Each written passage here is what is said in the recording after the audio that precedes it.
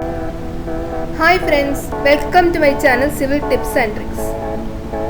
എൻ്റെ ഈ video Kerala water അതോറിറ്റിയുടെ സിവിൽ ബേസ്ഡ് എക്സാംസിനും പിന്നെ ലെക്ചറർ ഗ്രേഡ് 1 റൂറൽ എഞ്ചിനീയറിംഗ് എക്സാംസിനൊക്കെ യൂസ്ഫുൾ ആയിരിക്കും. Please like, share and subscribe my video.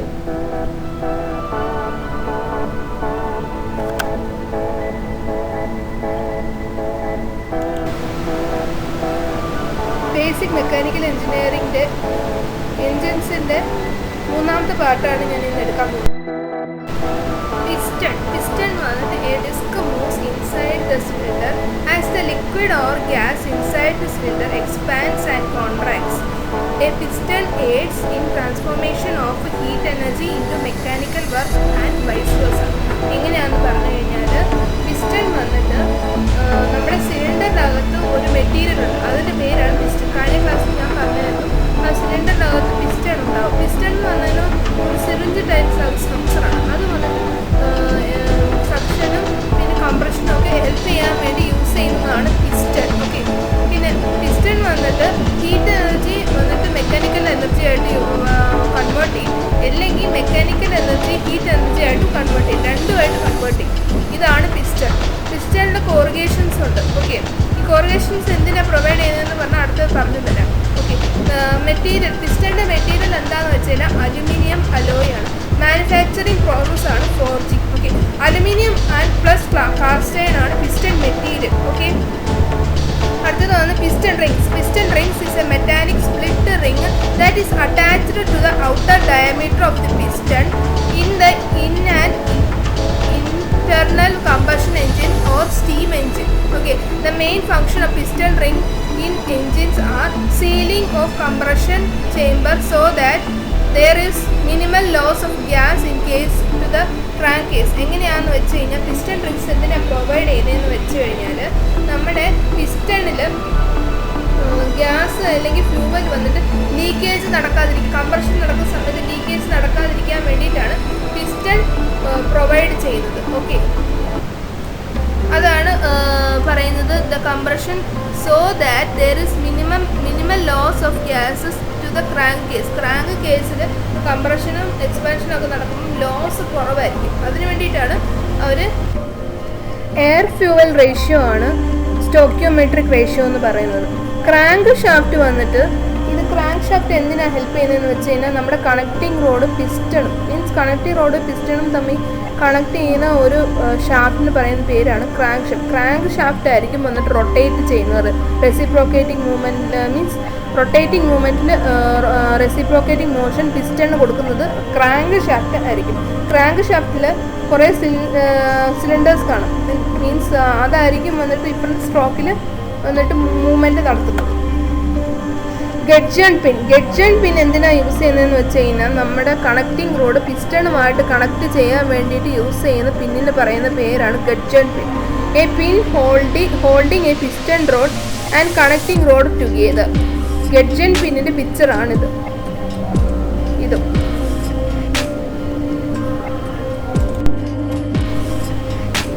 Connecting rod എന്താണെന്ന് വെച്ച് കഴിഞ്ഞാൽ പിസ്റ്റണും ഷാഫ്റ്റും തമ്മിൽ കണക്ട് ചെയ്യുന്ന റോഡിന് പറയുന്ന പേരാണ് കണക്റ്റിംഗ് റോഡ്. കണക്റ്റിംഗ് റോഡിന് ബിഗ് എൻഡും കാണും, സ്മോൾ എൻഡും കാണും. ബിഗ് എൻഡ് വന്നിട്ട് ഷാഫ്റ്റിലായിരിക്കും കണക്ട് ചെയ്യുന്നത്, സ്മോൾ എൻഡ് വന്നിട്ട് പിസ്റ്റണിലായിരിക്കും കണക്ട് ചെയ്യുന്നത്.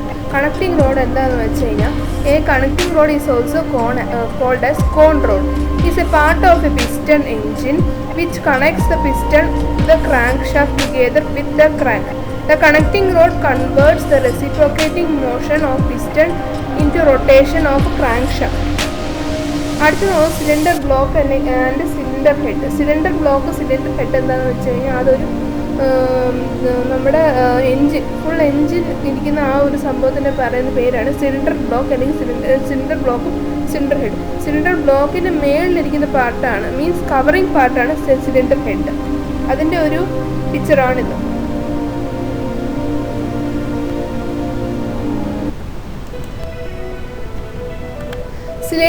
സിലിണ്ടർ ബ്ലോക്കാണ് ഞാൻ ഇപ്പോൾ നേരത്തെ കാണിച്ച പടം. ഓക്കെ, ബ്ലോക്കും അതിൻ്റെ മേളിലിരിക്കുന്ന കവറിങ്ങുമാണ് cylinder block plus cylinder head.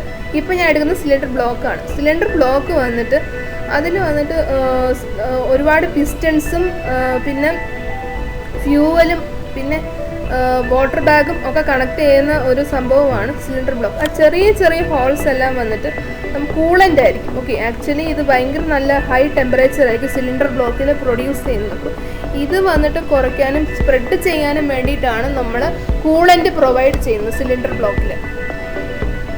An engine block is a structure which contains cylinder and other parts of internal combustion engine. In early automobile engine, the engine block consists of just cylinder block. In such separate crankcases attached. Modern engine blocks typically have crankcase integrated with the cylinder block as the single component. Engine blocks are often includes elements such as coolant passages and oil galleries. ഇതിൻ്റെ material വന്നിട്ട് cast iron ആയിരിക്കും.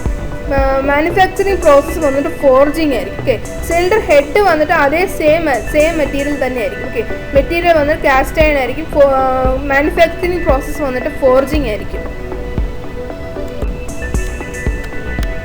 Zeroth law of thermodynamics. Zeroth law of thermodynamics എന്താണെന്ന് വെച്ച് കഴിഞ്ഞാൽ, if two thermodynamic systems are each in thermal equilibrium with the third one, then they are in thermal equilibrium with each other. Accordingly, thermal equilibrium between the systems is a transitive reaction. Three systems A, B, C. If A, B are individually in equilibrium thermal with C, then the third system C will be in equilibrium with A and B. എങ്ങനെയാണെന്ന് വെച്ച് കഴിഞ്ഞാൽ, ഇപ്പം 3 system thermal ഈക്വിലിബ്രിയമിൽ ഇരിക്കുകയാണെന്ന് വെച്ചു. 3 system. Okay, A B means A and B വന്നിട്ട് thermal equilibrium ആണ്. Okay, so B and സിയും ഇതുപോലെ തന്നെ തെർമൽ ഈക്വിലിബ്രിയം ആയിരിക്കും. അപ്പം ഓട്ടോമാറ്റിക്കലി ബി ആൻഡ് സി വന്നിട്ട് thermal equilibrium, B and C അല്ല, സി ആൻഡ് എ വന്നിട്ട് തെർമൽ ഈക്വിലിബ്രിയം ആകും. അതാണ് പറയുന്നത്. If A is equal to B, B is equal to C, then automatically C equal to A. അങ്ങനെ ആയിരിക്കും. First law of thermodynamics. First law of thermodynamics on in a cyclic process, energy can be neither created nor destroyed. It can be changed or transformed to another form in a cyclic process.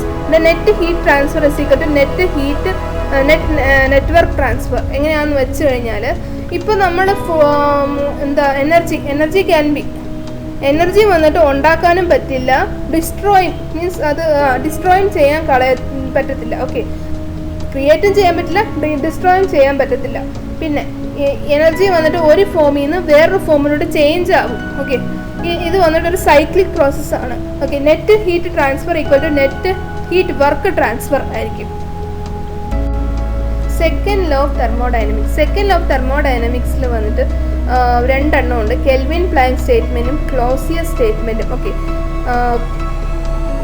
First വന്നിട്ട് നമ്മൾ നോക്കേണ്ടത് entropy എന്താണെന്ന്. Entropy എന്ന് പറഞ്ഞാൽ it is the measure of degree of disorder of a system or randomness of a system. എങ്ങനെയാണെന്ന് വെച്ച് കഴിഞ്ഞാൽ, particles എത്ര ദൂരെ ഇരിക്കുന്നു അതിനാണ് എൻട്രോപ്പി കൂടുതലാന്ന് പറയുന്നത്. ഓക്കെ, പാർട്ടിക്കിൾസ് എത്ര ഹൈലി പാക്ഡ് ആയിട്ടിരിക്കുന്നോ അതിനാണ് എൻട്രോപ്പി കുറവാണെന്ന് പറയുന്നത്. അപ്പോൾ സോളിഡിൽ വന്നിട്ട് എൻട്രോപ്പി കുറവായിരിക്കും ലിക്വിഡിനെ അപേക്ഷിച്ചിട്ട്. ലിക്വിഡിൽ വന്നിട്ട് ഗ്യാസിനെ അപേക്ഷിച്ചിട്ട് എൻട്രോപ്പി കുറവായിരിക്കും. ഗ്യാസിനാണ് ഏറ്റവും കൂടുതൽ എൻട്രോപ്പി. എങ്ങനെയാണെന്ന് വെച്ച് കഴിഞ്ഞാൽ ഒരു എക്സാമ്പിൾ പറയാം. ഐസ്, വാട്ടർ, പിന്നെ വേപ്പർ. ഓക്കെ, ഐസിൽ വന്ന എൻട്രോപ്പി കുറവായിരിക്കും. ഏറ്റവും കുറവ് എൻട്രോപ്പി ഐസിനായിരിക്കും. വാട്ടറിന് വന്നിട്ട് എൻട്രോപ്പി കുറച്ച് കൂടുതലായിരിക്കും. ഗ്യാസിന് വന്നിട്ട് എൻട്രോപ്പി നല്ല കൂടുതലായിരിക്കും. Solid has less entropy than liquid. പിന്നെ രണ്ട് types of thermodynamics laws of thermodynamics. Second law of thermodynamics എന്തൊക്കെയാണെന്ന് വെച്ച് കഴിഞ്ഞാൽ, ക്ലോസിയസ് സ്റ്റേറ്റ്മെൻറ്റും കെൽവിൻ പ്ലാങ്ക് സ്റ്റേറ്റ്മെൻറ്റും ഉണ്ട്. ആദ്യം വന്നിട്ട് നമുക്ക് കെൽവിൻ പ്ലാങ്ക് സ്റ്റേറ്റ്മെൻറ്റ് കാണാം. കെൽവിൻ പ്ലാങ്ക് സ്റ്റേറ്റ്മെൻറ്റ് എന്താ പറയുന്നതെന്ന് വെച്ച് കഴിഞ്ഞാൽ, നമ്മളിപ്പോൾ ഒരു സിസ്റ്റത്തിൽ കുറച്ച് ഹീറ്റ് കൊടുക്കാമെന്ന് വെച്ചോ. Net heat energy given to an engine. ഒരു എഞ്ചിനിലോട്ട് നമ്മൾ കുറച്ച് ഹീറ്റ് കൊടുക്കാമെന്ന്, നെറ്റ് ഹീറ്റ് കൊടുക്കാമെന്ന് വെച്ചോ. അത് ഫുള്ളായിട്ട് ആ വർക്ക് യൂസ് ചെയ്യത്തില്ല. ഓക്കെ, കുറച്ച് ആ വർക്ക് ഡിസിപ്പേറ്റ് ആവും, മീൻസ് അത് മാറിപ്പോവും. ഓക്കെ, അതിന് പറയുന്നതാണ് കെൽവിൻ പ്ലാങ്ക് സ്റ്റേറ്റ്മെൻറ്റ്. ഡിസിപ്പേറ്റ് സറൗണ്ടിങ്സിലോട്ട് ഡിസിപ്പേറ്റ് ആ ഹീറ്റ് എനർജി. ഓക്കെ, അതിന് പറയുന്നതാണ് Kelvin Planck statement. Clausius statement എന്താണെന്ന് വെച്ചാൽ heat cannot flow from a cold reservoir to a hot reservoir without any external work, but heat can flow from a hot reservoir to a cold reservoir without any external work. എങ്ങനെയാണെന്ന് വെച്ച് കഴിഞ്ഞാൽ നമ്മളൊരു example പറയാം. Okay, ഒരു ഗ്ലാസ്സിൽ നമ്മൾ ice വെക്കുക, ഒരു ഗ്ലാസ്സിൽ വന്ന് നമ്മൾ തിളച്ച വെള്ളം വെക്കുക. ഓക്കെ, ഈ ഒരു ഐസ് എടുത്ത് തിളച്ച വെള്ളത്തിൽ ഇട്ട് കഴിഞ്ഞാൽ ഈ ഐസ് മെൽറ്റായി പോകും. മീൻസ് ആ ഒരു സറൗണ്ടിങ്ങിലോട്ട് ഹീറ്റ് അങ്ങോട്ട് സ്പ്രെഡ് ചെയ്ത് കളയും. ഓക്കെ, മീൻസ് അല്ല, അങ്ങനെയല്ല, സറൗണ്ടിങ്ങിൽ ഹീറ്റ് നമ്മുടെ ഐസ് ക്യൂബ് അബ്സോർബ് ചെയ്യും. പക്ഷെ ഐസ് ക്യൂബ് തിരിച്ച് വന്നിട്ട് ഈ ഹീറ്റ് അബ്സോർബ് ചെയ്യത്തില്ല. ഓക്കെ, അങ്ങനെയാണെങ്കിൽ ഈ ഒരു വെള്ളം ഐസായി മാറും. പക്ഷേ ഇങ്ങനെ നടക്കാനൊരു ചാൻസ് ഉണ്ട്. എങ്ങനെയാണെന്ന് വെച്ചാൽ നമ്മുടെ റെഫ്രിജറേറ്ററിൽ നമ്മൾ ഈ ഒരു ചൂട് ആയിട്ടുള്ളൊരു വസ്തു എടുത്ത് വെക്കുകയാണെങ്കിൽ ഈ ചൂടായിട്ടുള്ള വസ്തു എന്ത് ചെയ്യും, ഐസാക്കി മാറ്റും നമ്മുടെ റെഫ്രിജറേറ്റർ. ഓക്കെ, അടുത്തത് തേർഡ് ലോ ഓഫ് തെർമോഡൈനാമിക്സ് എന്താണെന്ന് വെച്ച് കഴിഞ്ഞാൽ the entropy of a system approaches A constant value as the temperature approaches 0 means absolute 0. എങ്ങനെയാണെന്ന് വെച്ച് കഴിഞ്ഞാൽ എൻട്രോപ്പി വന്നിട്ട് ഒരു സിസ്റ്റത്തിലെ എൻട്രോപ്പി വന്നിട്ട് കോൺസ്റ്റന്റ് വാല്യൂ ആയി മാറും. മീൻസ് കോൺസ്റ്റന്റ് വാല്യൂ ആയി മാറും as the temperature approaches 0 degree absolute 0 degree ആയി കഴിയുമ്പം ഈ എൻട്രോപ്പി വന്നിട്ട് ഒരു കോൺസ്റ്റന്റ് വാല്യൂ ആയി മാറും. അതിനാണ് തേർഡ് ലോ ഓഫ് തെർമോഡൈനാമിക്സ് പറയുന്നത്. പിന്നെ അടുത്തത് പറയുന്നത് types of cycles based on fuel. അതെന്തൊക്കെയാണെന്ന് പറഞ്ഞാൽ Otto cycle, Diesel cycle, dual cycle, പിന്നെ കാർനോട്ട് സൈക്കിൾ. ഓട്ടോ സൈക്കിൾ മാത്രം ഞാൻ ഇന്ന് കുറച്ച് ഡിസ്കസ് ചെയ്യാം. അടുത്തത് കുറച്ചുകൂടി ഓട്ടോ സൈക്കിൾ കാണും. പക്ഷേ ഇപ്രാവശ്യം ഞാൻ കുറച്ച് മെയിനായിട്ടുള്ള കാര്യം വന്ന് ഓട്ടോ സൈക്കിളിൽ ഞാൻ പറയാം. ബാക്കി diesel cycle, dual cycle, Carnot cycle വന്നിട്ട് അടുത്ത ക്ലാസ്സിൽ നോക്കാം. ഓട്ടോ സൈക്കിളിൻ്റെ വേറൊരു പേരെന്താണെന്ന് വെച്ച് കഴിഞ്ഞാൽ constant heat addition cycle. Okay, Otto സൈക്കിളിൻ്റെ ഒരു ജിഫാണ് ഞാനിപ്പോൾ കൊടുത്തിരിക്കുന്നത്. ഓട്ടോ സൈക്കിളിൽ ഫസ്റ്റ് വന്നിട്ട് നമ്മൾ വണ്ടി സ്റ്റാർട്ട് ചെയ്യുമ്പോൾ വരുന്നതാണ് ഇൻടേക്ക്. പിന്നീട് വരുന്ന ആ ഒരു പാരബോളിക് ഡയഗ്രാമാണ് നമ്മുടെ വണ്ടി ഓടുന്ന സമയത്ത് വരുന്നത്. അപ്പോൾ അത് വരുന്നത് compression, power stroke. Okay thermodynamic cycles are all called air standard cycle. Okay, അതുപോലെ തന്നെ എയർ സ്റ്റാൻഡേർഡ് സൈക്കിൾ ആയതുകൊണ്ട് ഇതിൻ്റെ ഫ്യൂവൽ വന്നിട്ട് എയർ ആയിരിക്കും. ഓക്കെ, പിന്നെ it is used in ideal gases assumed. Okay, air ആയതുകൊണ്ട് തന്നെ ഇതൊരു ഐഡിയൽ ഗ്യാസ് ആയിട്ട് നമുക്ക് അസ്യൂം ചെയ്യാം. പിന്നെ Otto cycle is a closed system approach, mass is not changed and energy is released. This system is a reversible process. കാരണം എന്താ വെച്ചാൽ ഇത് പിന്നെയും റൊട്ടേറ്റ് ചെയ്യുന്ന കണ്ടോ, അതുകൊണ്ട് തന്നെ ഇതൊരു റിവേഴ്സിബിൾ പ്രോസസ് ആണെന്നാണ് പറയുന്നത്. ഇത് ഒരു ഡയഗ്രാമാറ്റിക് റെപ്രസെൻറ്റേഷൻ ഞാൻ പെയിൻറ്റിൽ വരച്ചിട്ട് ഞാൻ ഇമേജ് ആക്കിയതാണ്. ഫസ്റ്റ് വന്നിട്ട് ഇൻടേക്ക് സമയത്ത് 1 to 2 ആയിരിക്കും. അതെങ്ങനെയാണെന്ന് വെച്ച് കഴിഞ്ഞാൽ നമ്മുടെ ഫസ്റ്റ് നമ്മൾ എൻജിൻ സ്റ്റാർട്ട് ചെയ്യുമ്പോൾ വരുന്ന ഇൻടേക്ക് ആണ് ഐസോബോറിക് പ്രോസസ്സ്. അത് ഒറ്റൊരു പ്രോസസ്സേ ഉള്ളൂ. ബാക്കി വന്നിട്ട് 2 എണ്ണമായിട്ട് നടക്കുന്നുണ്ട്. അത് ഞാൻ പറയാത്തത് തന്നെ. പാരബോളിക് കർവിൽ 2 to 3 വന്നിട്ട് ഐസെൻട്രോപ്പിക് ആയിരിക്കും. ഓക്കെ, അത് വന്നിട്ട് കംപ്രഷൻ ആയിരിക്കും നടക്കുന്നത്. കംപ്രഷൻ നടക്കുന്ന സമയത്തായിരിക്കും ഐസെൻട്രോപ്പിക് നടക്കുന്നത്. പവർ സ്ട്രോക്ക് വന്നിട്ട് ഐസെൻകോറിക്കിലായിരിക്കും നടക്കുന്നത്. അത് 3 to 4 ആയിരിക്കും. ഓക്കെ, 4 to 5 വന്നിട്ട് ഐസെൻട്രോപ്പിക് ആയിരിക്കും. 5 to 2 വന്നിട്ട് ഐസോകോറിക് ആയിരിക്കും. അപ്പം 3 to 2 വന്നിട്ട് ഐസെൻട്രോപ്പിക് ആയിരിക്കും. അതുപോലെ തന്നെ 4 to 5 വന്നിട്ട് ഐസെൻട്രോപ്പിക് ആയിരിക്കും. ഇപ്പോൾ 3 to 2 4 to 5 ഓർത്ത് വയ്ക്കുക. അതുപോലെ തന്നെ 3 to 4 2 to 5 വന്നിട്ട് ഐസോകോറിക് പ്രോസസ്സാണ്. ഓക്കെ, ഇനി അടുത്തത് ഇത് ഞാൻ പറയാം. 1 to 2 വന്നിട്ട് stroke volume or displacement. Okay, 2 to 3 വന്നിട്ട് isentropic process. If we plot isentropic is always a curve. Okay, 3 to 4 വന്നിട്ട് constant volume heat addition isochoric പ്രോസസ്സായി. അടുത്തത് വന്നിട്ട് 4 to 5 വന്നിട്ട് ഐസെൻട്രോപ്പിക് അല്ലെങ്കിൽ പ്രഷർ റെഡ്യൂസ്ഡ് വോളിയം ഇൻക്രീസ്ഡ്.